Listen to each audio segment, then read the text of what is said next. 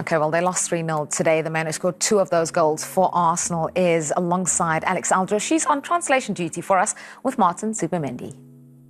Martin, enhorabuena, gran victoria, enhorabuena por tus 2 golazos. What a win. Congratulations, your 2 brilliant goals. Empezamos con el primer goal. We'll start with the first goal. Cuéntame cómo ha sido desde tu punto de vista. Talk me through that one. Pues la verdad que estaba más mentalizado en la posible defensa, en el posible contraataque de ellos, pero bueno, he visto el balón que caía y bueno, pues suerte por ello en pararla bien y que fuera portería. He said, I was actually more focused on thinking about defending because they were on the counter, but then, well, the ball landed at my feet. I took the shot and it went in. Well, what a goal that was. Y el segundo, vaya cabezazo, what a header that was. Y gran pase de Leo Trossard también. What a ball from Leo. Sí, la verdad que medio gol de Trossard y bueno, estaba por allí y bueno, la verdad que meter un gol de cabeza aquí en la Premier es difícil y contento por conseguirlo. He said, yeah, it was a brilliant ball from Trossard. It's not easy scoring a goal in the Premier League, but yeah, it was a brilliant header. Y marcaste 2 goles en toda la temporada pasada con la Real Sociedad. You scored 2 goals all season, last season with Real Sociedad, y 2 hoy en un partido, 2 today in one game. Ni tan mal tu comienzo aquí. Not a bad start. Sí, la verdad que es algo que tenía en mente, en el mejorar en el aspecto goleador y bueno, la verdad que estoy empezando bien con estos 2 goles. He said it's something that I've been working on, really working hard to try and score more goals, which is why I'm so happy with my 2 goals today. Y la última vez que saliste en un 11 inicial con Merino y con Martin fue en 2020, ¿no? 2020, sí, con Real Sociedad. The last time you started alongside Merino and Odegaard was 2020 with Real Sociedad. Pero te ayuda esa familiaridad. Does this familiarity help you con tu adaptación with your adapting? Sí, con Merino seguro, porque llevo ya 7 años jugando con él aquí en el equipo y en la selección, pero bueno, una pena hoy lo de Martin que no hayamos podido jugar un poquito más de tiempo todos juntos. Yeah, he said especially with Merino because I played much longer with him at Real Sociedad and more time with the Spanish national team as well. Less time with Martin, unfortunately, but now hay que seguir con la buena racha, ¿no? You have to continue with this good momentum. Sí, está claro. Veníamos de una derrota que nos dolió mucho. Así que era importante hoy empezar una nueva racha y así puede durar mucho. Yeah, he said it was really important because we came into this game after a really disappointing defeat against Liverpool and now we just have to keep going and win more football matches. Bueno, enhorabuena. Última cosa, the last thing, almost forgot that. You are the jugador del partido, man of the match, player of the match. Enhorabuena. ¿Dónde lo vas a guardar? Where are you going to keep it? Bueno, pues todavía tengo una casa nueva, así que me falta decoración y es buena decoración para empezar. He says he has a new house and there's not a lot in it. It's pretty empty, so the perfect thing to decorate it with. Bueno, enhorabuena. Thank you. Gracias. Perfecto. Enhorabuena. A player of the match performance today and 2 goals from Martin Zubimendi. He really is outstanding, isn't he, Ray? And you can feel free to answer in Spanish. I'd love to. I can't speak English. But, no, he's been a brilliant player. Obviously, knew quite a few of the lads before he turned up, and big money move, £60 million, and to fill Thomas Partey's role, you don't expect him to score many goals. He looks shocked himself that he scored 2 goals, and Alan's obviously sitting next to Alan, a goal machine. Us midfielders if we can chip him with a couple here and there, it's always great. But really pleased to see him smiling and enjoying it, and he's got now something to put in his house, which is great. I'm not sure what's more impressive. The 2 goals of Alex is the way she's translating. Can we get her up to Newcastle so she can do an interview in Geordie? Player of the match trophy for Alex Aljo as well. Well, we've had an easy victory. It's what they want when you want to be champions. The club invested big in the summer, and you're seeing the benefits. You saw the benefits today. A whole new front 3. 1 player gets an assist in Eza, a goal-scoring Gyökeres, and an excellent Noni Madueke. So that must please the manager immensely. Bonus goals from your holding midfield player. Only negative, of course, is Odegaard's injury, but the squad, the subs come in, strong subs. Well done. Was Madueke your man of the match?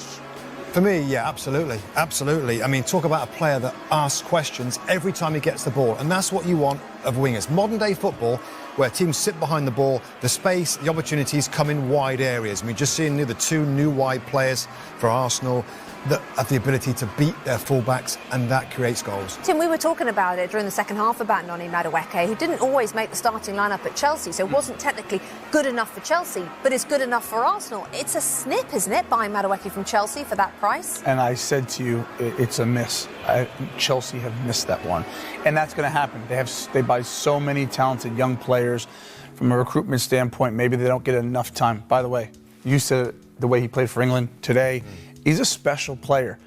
Never should have been let go by Chelsea, but they got that one wrong. They have to admit that. But Arsenal, on the other hand, have done really good business, because I think, to your point, what Arsenal need to get away from is this, oh gosh, Odegaard goes down, our season's gone. The other top teams don't do that. So Odegaard's going to be a miss. Sure, no problem.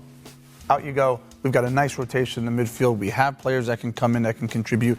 Saka, we know he's probably the best player on the team, but guess what? If he's out, no problem. Madueke can come in and be a star. So this Arsenal team is also starting to reinvent themselves a little bit. Also, the second goal today. Arsenal, so many times last year, Rebecca, went one goal up and gave away those leads. Gyökeres knocks it in 2-0. That's what he's there for, to put games away. It's a brilliant ball in from Eza, by the way, from the left-hand side. But just that second goal relieves all the pressure, and Arsenal cruised to a comfortable victory. Ange Postecoglou had only had 2 training sessions before the match today, 5 days in the job. But did you expect a little bit more? No, I didn't, because he'd have to have changed one or two things. Like, you couldn't just take that team and go, I like what Nuno was doing, you guys keep going. But he would have to try and get some ideas across, not many of them. And you can just kind of see that was a team out there today, which is Arsenal's a hard place to play. They were just probably overthinking, what does the manager want from me? How do we want to play? Meanwhile, they're up against it, and it's a difficult one. That will get better. That team, we know Ange Postecoglou can make his team look exactly how he wants it to look, and he will. I just think with or without a manager, that's poor from Forest. With the previous, whoever's managing that group, that's not good enough. Yeah. I agree, it's difficult for a manager to get his ideas over so quickly, but even so, it's got to be better than that. You got a new manager. You've got to run around a little bit more. Scoring charts now is Victor Gyökeres on 3 goals so far this season. What did you make of his goal and the timing of it, as we mentioned? I think that's what he needs and what he wants. And I think to get the best out of him, he's going to need early balls into the box. I highlighted at half-time about when you have too many touches, perhaps. This is a great example of not doing that, of long ball over the top, one touch across from Eze. It's a great ball. It's screaming to say, just go on, get on the end of it, tap it in. And that's exactly what he did. It's, as I said, a wonderful ball over the top. But the hardest part is, again, for the winger to put that on a plate for Gyökeres. First-time ball, early ball. Thank you very much. That's exactly what he demands. And he will, if Arsenal continue to do that, they still didn't get the balance, as I said, at half-time in the first half. But I thought it was a little bit better in the second half when Calafiori has well whipped 1 or 2 early balls in, which perhaps, because of the lack of understanding between teammates, but he'll get a shed load of goals if they keep on getting balls into the box early. And is that exactly what Arsenal were missing, especially last season? Yeah, absolutely. Number 9. I mean, lots of people had their go up there. Havertz, at times Marino went up there. Trossard as a false number 9 as well. So I think it wasn't rocket science that he needed a number 9. It's whether they could have get one, and they've got one now, and hopefully he can stay fit. He needs that service, and as I said before, them quick balls in, he makes the runs, as a good striker does, and he can put them in the back of the net. So a really good afternoon for Arsenal. Mikel Arteta, I'm sure, will be delighted with the performance, because Forest, again, a decent side, and to get the win in the early kick-off is always a bonus for everybody, and they can sit back now and watch the other games. It feels like, Alan, they just turned the screw a little bit in the second half, and as I mentioned, the timing, 46 seconds after the break. Yeah, that's exactly why. It was always going to be key to who got that next goal. And if Arsenal did as they did, we always felt that it was going to be not an easy afternoon, but they could take the foot off the gas, enjoy it a little bit more, pressure off, and that's exactly what happened. If Forest had got that goal, it might have been slightly different, but Forest didn't really threaten too much in the afternoon, and I don't think anyone watching that match can say anything other than Arsenal played well and Arsenal deserved the 3 points. Well, Victor Gyökeres had the fewest touches of any Arsenal player in the first half. In the second half, he took 46 seconds to score and could have had a second. Yeah, he could have done. And, he's getting in different areas. Here he is now, picking it up. He's running at players, good pass out there. And this is good, overlapping. This is what you should do. If that's on target, it's a goal. Simple as that, because of the pace of the ball. Woodwork saved Forest there. But that's what you want, you know. You get a little bit of confidence, moving the ball quickly, and I'm sure if he can keep getting into positions, he will score goals all season. We saw his interaction there with Madueke, who I think we've all agreed was very brilliant good today. Absolutely. I thought he was really excellent, always running at players. He's come off that England trip, a little bit of confidence as well. He's got that opportunity now because Saka's been injured, and now it's all about him, what he does now on the pitch, just stay in that team. And he certainly didn't let anybody down today. Zubimendi probably will get man of the match, but he was a close second. Yeah, you've got Saka, Eze, Martinelli, Wanyeri. Madueke. The options that Arsenal have got now in terms of all over the park, actually, and they're going to need them. It's at different stages of the season, but really positive from all the players today.